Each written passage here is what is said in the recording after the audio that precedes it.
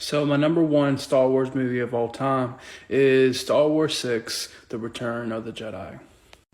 Essentially why this movie is my number one, and because it harks back to really a lot of things in my life personally outside of Star Wars, but this movie symbolizes something for me personally on a personal level that I will keep to myself.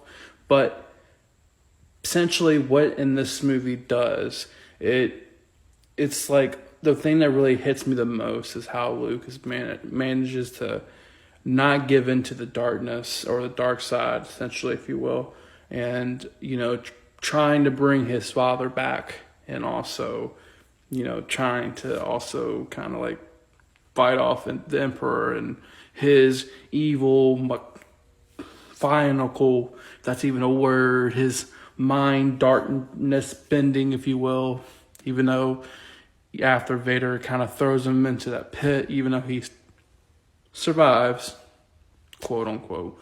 Well, he gets cloned, but anyway, let's not think about that right now. But the space fight scene is just amazing, even though I do feel like sometimes it drags on just a teeny bit, but I do like it. The Lando taking on the Millennium Falcon and just, kicking ass in space, and Solo and those little yuppies, if you will. I call them yuppies. On Endor, fighting off the Empire, and trying to bring the shield down so they can go through and basically do the same thing they did in New Hope, but a little bit more inside. But overall, this movie is just the biggest part of this movie, and it's not just a celebration at the end. It feels so amazing. You're just so connected to these characters and get so much payoff. And seeing Anakin Skywalker's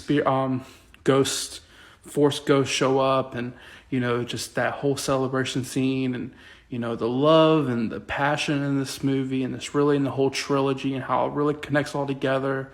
And overall, just a great storytelling and great acting from all the actors that are part of it, and everything above and beyond in this movie, but also wrapping it up for the trilogy as the time it was coming out, though.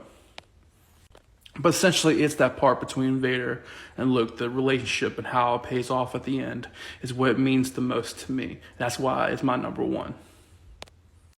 I'm going to give this movie a 9.1 out of 10. And yes, there is issues with this movie, but it's not the best, realistically, Star Wars movie, but it's my number one, objectively, though. And that's my review on Star Wars 6, Return of the Jedi, or Revenge of the Jedi.